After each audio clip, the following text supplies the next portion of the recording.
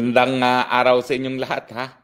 Well, kahapon po nabalita na tumutol po ang prosekusyon ng ICC doon sa dalawang mosyon ni Tatay Digong.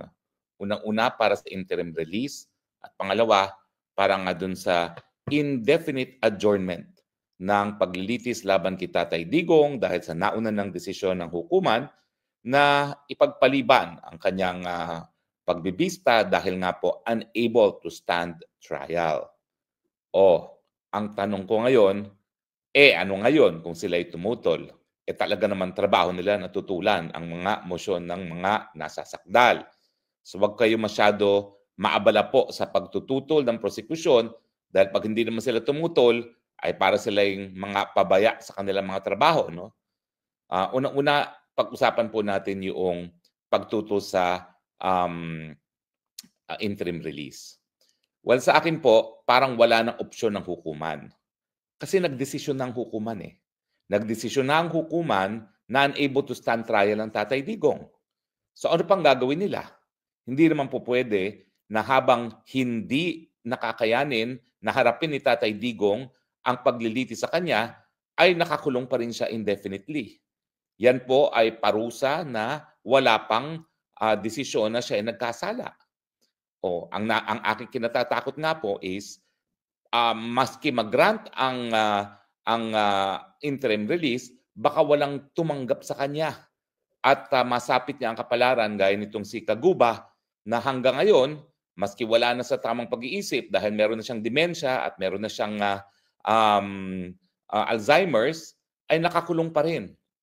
Para bagang parusang panghabang buhay na nakakulong dahil lamang sa walang bansa na nais tumanggap sa kanyang interim release at hindi rin siya tinatanggap ng kanyang inang bayan na bansang Rwanda. So sa akin, ano pang gagawin ng hukuman? Hindi na maintindihan nung akusado kung ano yung paratang sa kanya at dahil hindi nga niya maintindihan, wala na siyang sapat na kakayahan para maintindihan ang mga paratang sa kanya, wala na rin siyang sapat na pamamaraan para magkaroon ng depensa. So sa akin po, miski sabihin nyo na flight risk, miski sabihin ninyo na si Inday Sara ay hindi kinikilala ang jurisdiksyon ng hukuman at nagbiro pa raw na itatakasan niya ang tatay niya, lahat po yan baliwala dahil ang katunayan, habang hindi kakayanin na humarap sa paglilitis ang isang akusado, hindi po pwedeng ikulong. Kaya nga po, di ba, ang aking pagkakaiba kay Kaufman ay hindi ko lang hihingin ng indefinite adjournment, ang hihingin ko outright dismissal of the case. Pero isa-isahin din natin yung mga sinabi ng prosecution. Una-una, sabi niya ay flight risk. Limot-limot na nga, paano naman magiging flight risk yan? Paano niya paplanuhin ang kanyang pagpapatakas sa kulungan? Limot-limot na nga siya. Baka sabihin niya ngayon, tatakas ako tapos maya-maya makalimutan na niya. Ano nga bang gagawin ko? Di ba? Ganyan naman ang anyo ng limot-limot. Ako po kasi nag-alaga ng nanay at ng tiya na talagang limot-limot bago pumanaw.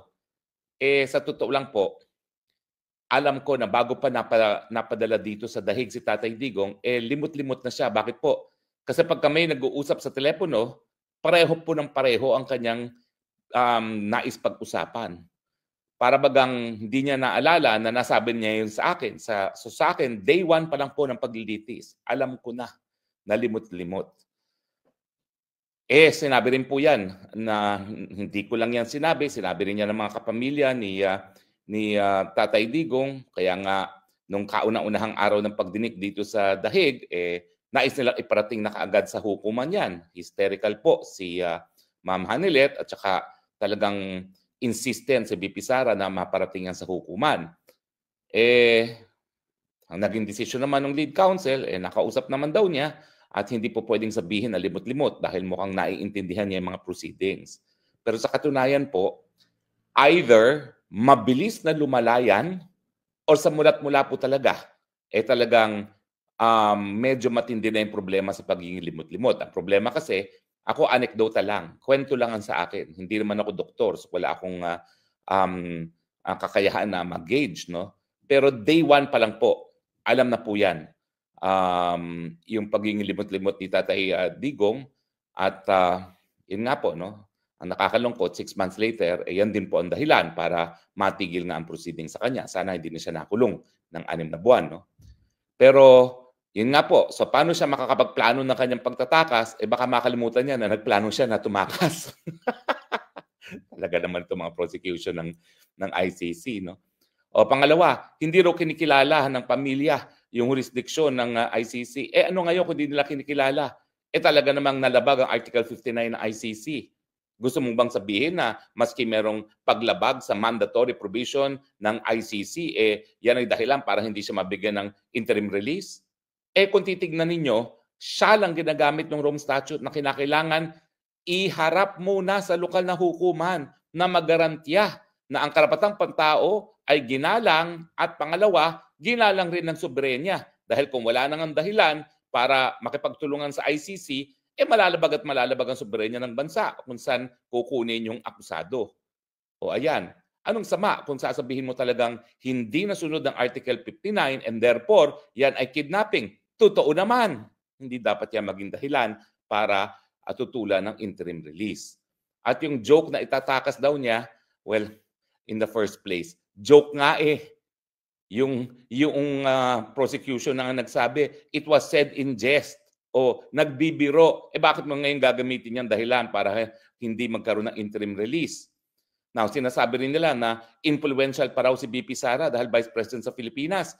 Talaga namang mangmang sila sa politika ng Pilipinas. Hindi nila alam na sa mulat-mula, at least mula nung 2024, talagang halos wala na kapangyarihan si Inday Sara. Nakita nyo naman kung paano linapastangan yung kanyang chief of staff ng Quad Committee. Nakita nyo naman kung paano nakidnap ang sarili niyang ama. Kung may kapangyarihan pa ang BP Sara bilang Vice President, sana nakapasok na lang siya doon sa Villamor Air Base nang natigil yung pangingidnap sa kanyang ama. Dahil hindi man lang siya nakapasok, yan po ay patunay na meron lang siyang titulo pero binabaliwala ang kanyang titulo at ang kamangyarihan ng kanyang opisina ng mga liderato sa Pilipinas. Kasama na ang kapulisan na talaga namang lantaran ng pagbabastos kay Inday Sara nung panahon nga na pilit nilang linilipat yung kanyang chief of staff na si Laika Lopez at saka sa Villamor dahil hindi nga siya pinapasok. Hindi ba pagbabastos yun? Sa pangalawang pinakamataas na opisyalis ng bayan na hindi man lang pinapasok doon sa holding facility kung nasaan naroroon ang ama ni Inday Sara Duterte. So sa akin, wala pong saysay yung mga sinasabi ng ICC prosecutor kung bakit sila tumututo sa interim release, pero ang pinakamalakas na argumento, wala na. Nagdesisyon na ang hukuman. Hindi kayang harapin ang paglilitis at kapag siya ay pinatuloy na ikulong, yan po ay cruel, unjust, and arbitrary detention, which is a form of punishment na hindi dapat ipataw dahil hindi pa napapatunayan ang pagkakasala ni Tatay Digong. Now, yung pangalawa naman na tinutulan din nila yung indefinite. Okay? Ano nga ba ang tawag dun sa sinabi nila? Kasi dyan nga kami hindi mag-agree na naman ni Kaufman. Ang hinihingi niya ay indefinite. Dali Ano nga ba yun? Para hindi ako magkamali. Okay? Indefinite adjournment. Okay? Kapag indefinite adjournment, ulitin ko po, tuloy pa rin ang kaso. Akusado pa rin si Tatay Digong. Kung siya'y makakalabas ng kulungan, it is because of the interim release. Pero dahil nga sa sinabi ko sa inyo, yan po ay hindi po pwede sa Pilipinas unless, gaya ng sinasabi ni Kaufman, payagan ni Marcos, na ang sinasabi ko naman ay hindi papayag si Tatay Digong. Whether or not siya'y limot-limot, ay sigurado po ako, babalik ang kanyang tamang pag-iisip kapag sinabi na, huy, uuwi ka sa Pilipinas dahil napapayag namin si Marcos. Ay, naku po, hindi papayag po dyan si Tatay Digong dahil hindi siya tatanaw ng utang na loob dyan sa mga Marcoses na ni minsan na hindi niya sinuportahan dahil alam naman niya talaga na weak leader yung Marcos na yan.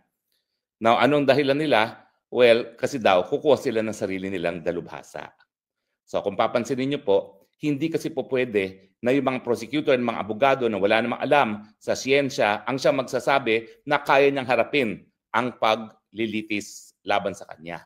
Kinakailangan kumuha sila ng sarili nilang eksperto at bahala na ang korte magdesisyon kung sino ang mas papaniwalaan sa dalawang eksperto. Pero pansinin niyo po sa order ng hukuman na ipinagpaliban ang confirmation of charges, hindi ang depensa ang naghain ng eksperto na nagsabi na hindi na kaya ni Tatay Digong harapin ang kanyang ang mga paratang laban sa kanya. Ito po ay isang eksperto na kinuha mismo ng detention facility. So ibig sabihin, hindi po binayaran ni Tatay Digong yung eksperto para sabihin na unable to stand trial na siya. Ang humingi ng ganyang opinyon, yung detention facility mismo. So bakit hindi naman paniniwalaan yan ng hukuman? At sa katunayan, itong dahilan kung bakit pinaniwalaan at ipinagpaliban na nga ang kanyang confirmation of charges. Well, asahan na lang natin siyempre na ang magiging tingin ng hukuman doon sa eksperto ng prosecution na babayaran ng prosecution para kontrahin ang naging opinion ng naunang dalubhasa ay bias. Dahil in the first place, ang kumuha dyan ay prosecution. Ang kumuha naman doon sa eksperto na nagsabing di na kaya ni Tatay Digong ay ang detention facility mismo. Kasi siyempre, alam naman ng detention facility kung paano asta ni Tatay Digong eh. At miski naman tayo doon sa mga briefing na mga mahal niya sa buhay na dumadalaw sa kanya, paminsan-minsan, lumalabas ang katotohanan na hindi niya alam o nakalimutan niya na Vice President na si Inday Sara, akala niya mayor pa rin, o akala niya bata pa rin si Kitty, hindi niya alam, 21 years old na, yung mga ganung bagay. So siyempre, napapansin din niya ng detention facility dahil trabaho nila na bantayan yung kanilang mga nakadetene. Lalong-lalo na yung mga 80 anyos na meron ng mga kapansanan. Hindi ko nga alam kung sinasabi talaga ng detention facility ang lahat ng nangyayari kay Tatay Digong. Sana naman sinasabi nila, no? Pero ako nakakakalap akong impormasyon na maraming mga bagay-bagay na hindi isinasa publiko. Siguro ayaw rin ng pamilya, pero yung aking mga informante nagtataka rin kung sinasabi mismo ng detention facility sa pamilya ang mga pangyayari o mga nangyayari kay Tatay Digong. Di ba? Alam nyo, maraming hindi tama dito sa patakaran ng ICC detention facility. Kayo ba'y naniniwala na ang pwede lang bumisita ay mga kapamilya lamang? O, di ba? Kahit saan naman kayo pumunta na kulungan, pwedeng bisitahin ng pastor, pwedeng bisitahin ng mga kaibigan. Pero bakit dito pamilya lang? Merong something is wrong with the system kung totoo yan. Bagamat ang duda ko talaga, talagang ang lead counsel ang nagdedetermine kung sino. Bakit? Kasi meron akong kasulatan na ganyan in writing from the detention facility. Kaya, from the very beginning, hindi ko nakita si Tatay Digong. Kasi ang sagot sa akin, hindi ako pinayagan ng lead counsel. So, maraming mga bagay-bagay na hindi natin alam kung talagang polisiya ng detention facility or polisiya ng ibang tao. No?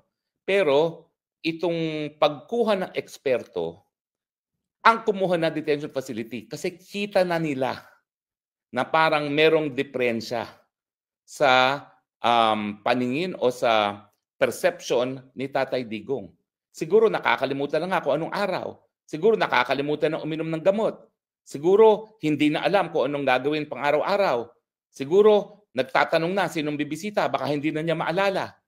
Kaya sila na ang kumuha ng dalubhasa para ma-examine ang kondisyon ni Tatay Digong. Dahil pag may nangyari kay Tatay Digong, siyempre, sagot nila yan. So wag po kayo mag-alala ha. Maski tumututol ang prosecution, trabaho po nilang tumutol yan. Pag hindi sila tumutol, sila ay pabaya sa kanilang trabaho. Pero unang-una, pagdating sa interim release, malabo na pong mapakinggan yan. Dahil nga po, nagkaroon na ng desisyon. Naunang desisyon ang hukuman na sumasang-ayon sa opinyon ng isang dalubhasa na hindi binayaran ni Tatay Digong na hindi na niya kayang humarap diyan po sa paglilitis na yan.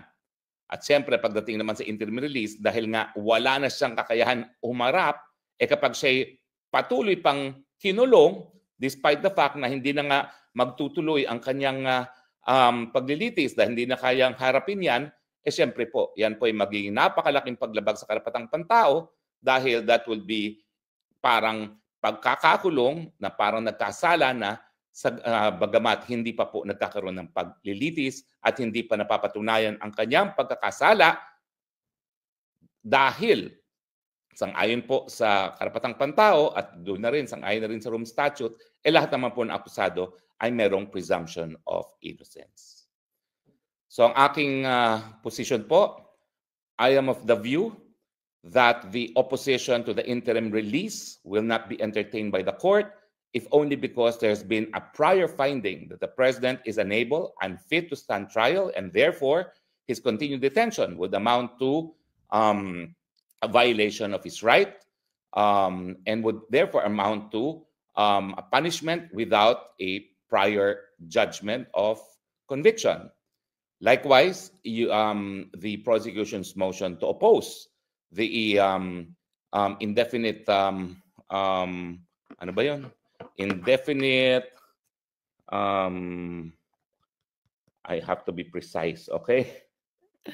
Indefinite adjournment of proceedings, although expected, will probably not be entertained by the court because the determination that he is unfit to stand trial was made by an expert, which was retained by the detention facility and not paid for by the accused, Rodrigo Roa Duterte.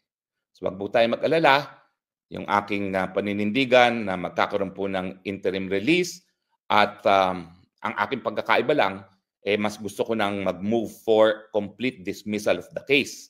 Kasi pag naging permanente naman po, ang inability to stand trial, talagang malalabag naman po ang karapatang pantao ni Tatay Digong at kinakailangan tuluyan ng madismiss ang kaso nang sa ganon, siya'y makauwi sa Pilipinas nang walang utang na loob sa mga Marcoses.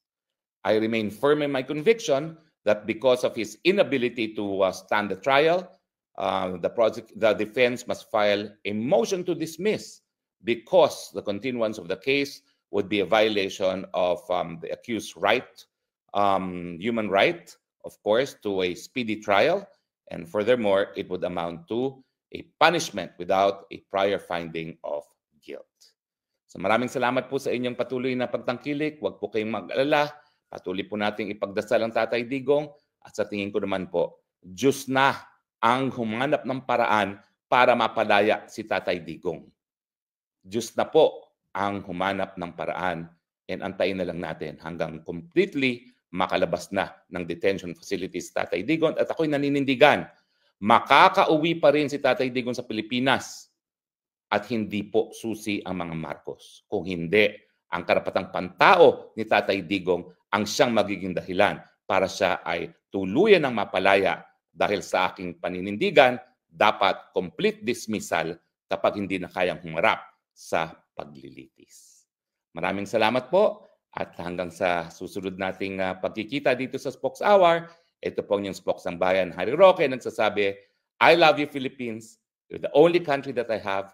You're the only country that I love. Bring Tatay home. Bye-bye.